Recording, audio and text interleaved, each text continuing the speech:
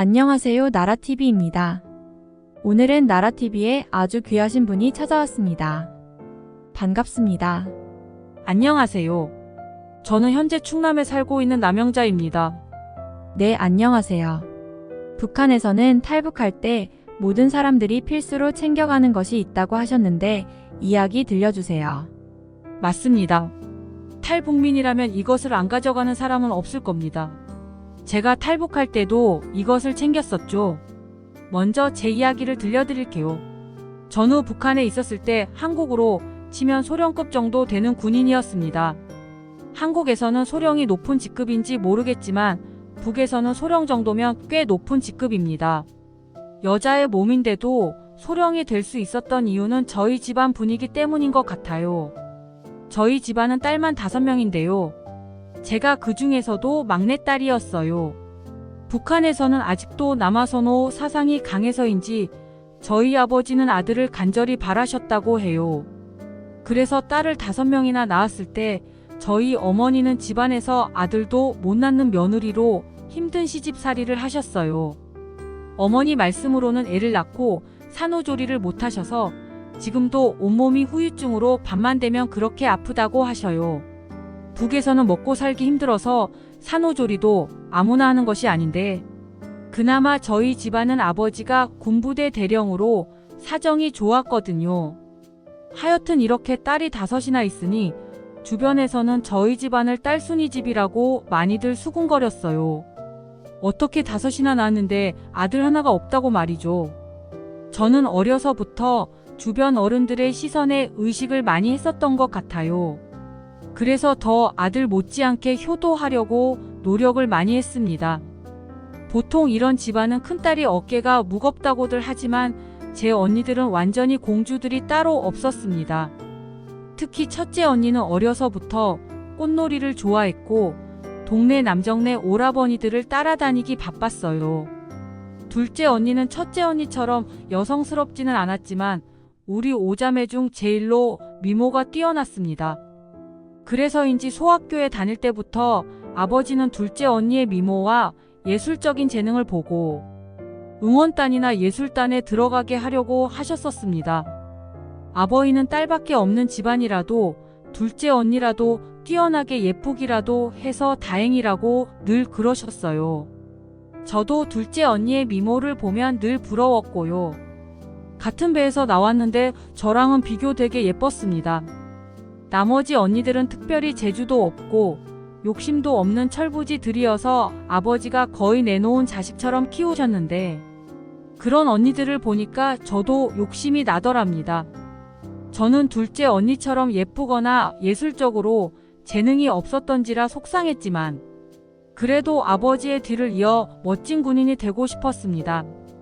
그래서인지 어려서부터 남자아이처럼 사냥놀이를 하면서 자랐더니 다른 여자 동무들에 비해서는 체격도 좋고 힘도 셌습니다.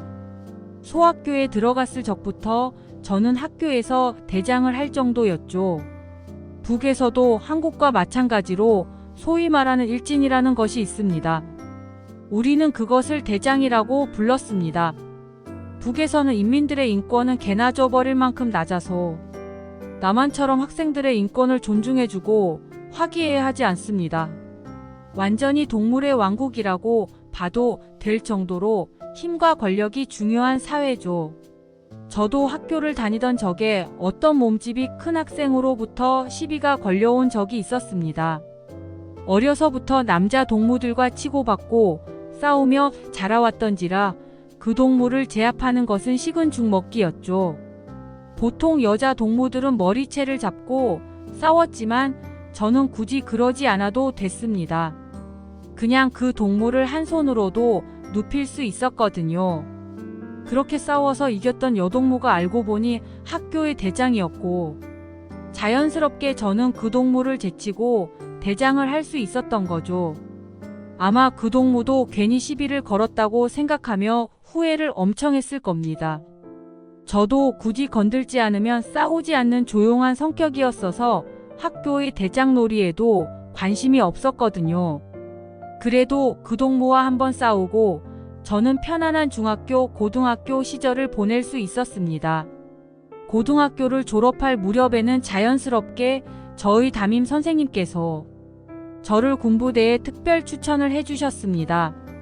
평소에 사상 수업이라든지 운동이나 신체 검사 때 늘 좋은 점수를 받은 것도 한 몫을 한 것이었죠. 그렇게 학교에서 한 명만 받는다는 학교장, 특별 추천장을 받은 저는 그날만큼은 집에서 큰 경사가 아닐 수가 없었습니다. 늘 딸들에게 기대도 없던 아버지는 처음으로 한박 웃음을 지으면서 저를 식사 시간에 옆자리에 앉히고 밥을 드셨을 정도니까요.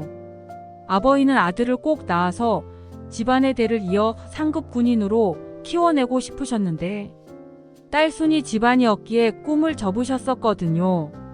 그래도 막내딸이 이런 쪽으로 재능이 있다는 것을 알게 되신 후로 저는 집안에서 막내였어도 아들 못지않게 특별 대우를 받았습니다.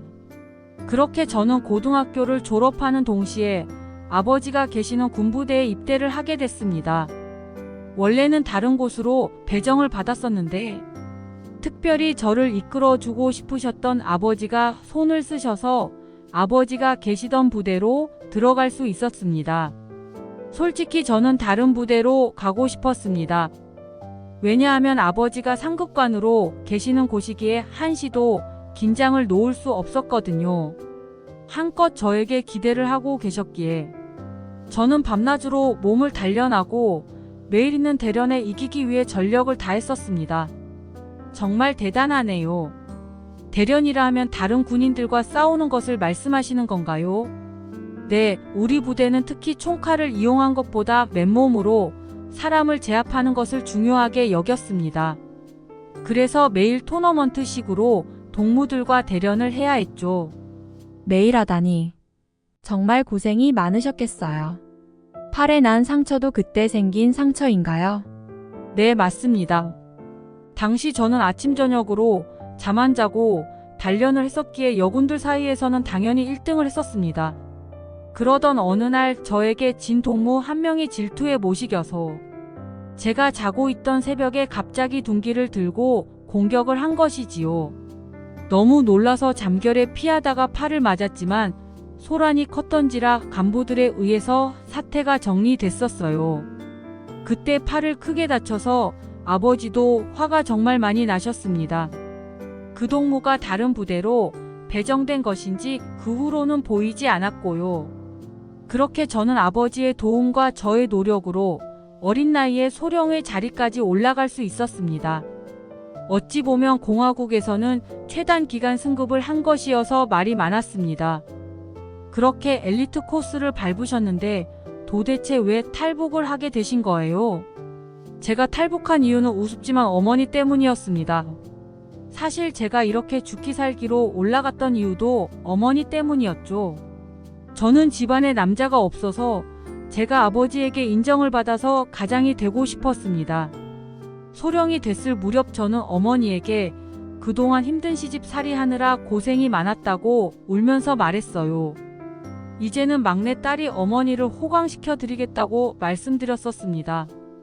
그런 저의 말에 어머니도 눈물을 흘리시더라고요. 저는 어머니가 왜 우시는지 여쭸는데 당시 저는 너무나도 큰 상실감을 느꼈습니다.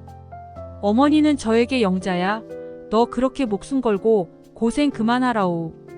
네 아벙한테는 말하지 말고 내래 탈북할 것이라우 라고 하시더라고요. 저는 너무 놀랐어요. 어머니가 탈북을 하신다니. 생각도 못했던 일이었으니까요. 원래는 저에게도 말하지 않으려 했지만 어머니를 위해 희생하는 막내딸을 보고 어머니도 속상한 마음에 저에게 털어놓으셨던 겁니다. 저는 그런 어머니를 도저히 혼자 보낼 수가 없었어요.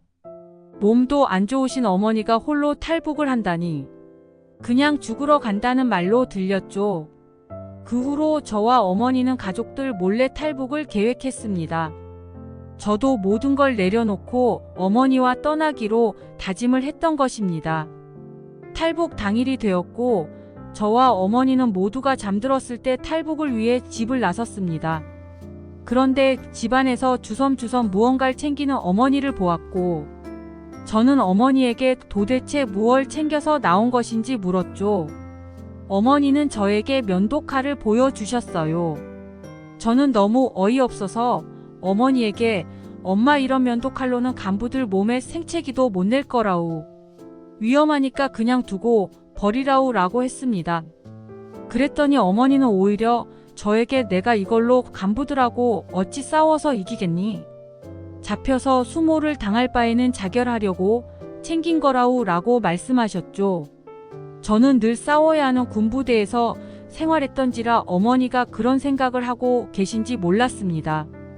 그럼에도 차마 어머니를 말릴 수 없었죠. 탈북을 한다는 것이 그냥 탈북을 한번 가볼까?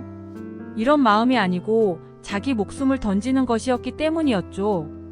그런 상황에 뭔들 준비를 못하겠습니까?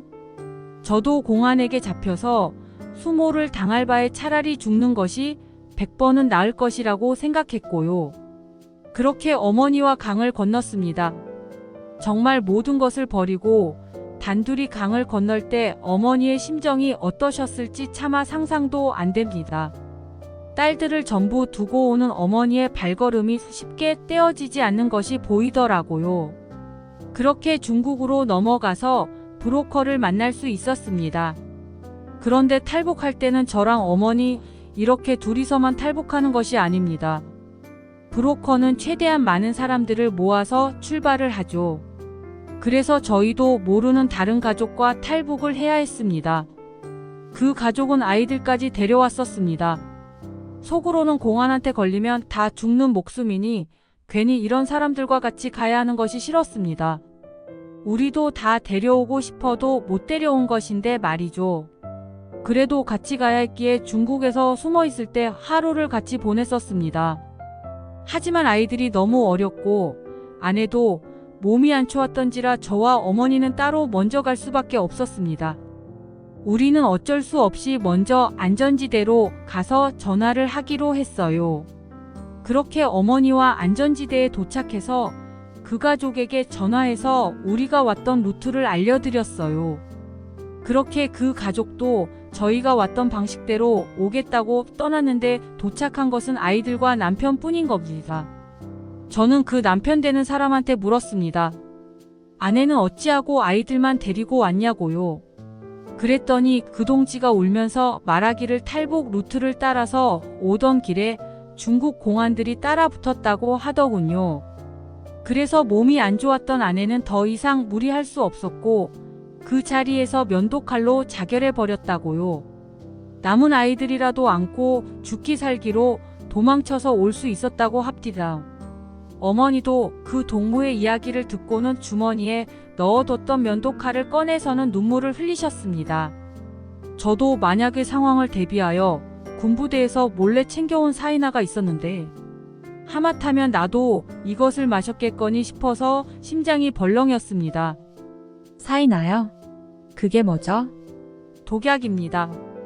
면도칼은 사이나를 못 구하는 일반 인민들이 챙기는 것이지만 저는 죽을 때라도 한 번에 죽고 싶어서 사이나를 챙겼던 겁니다.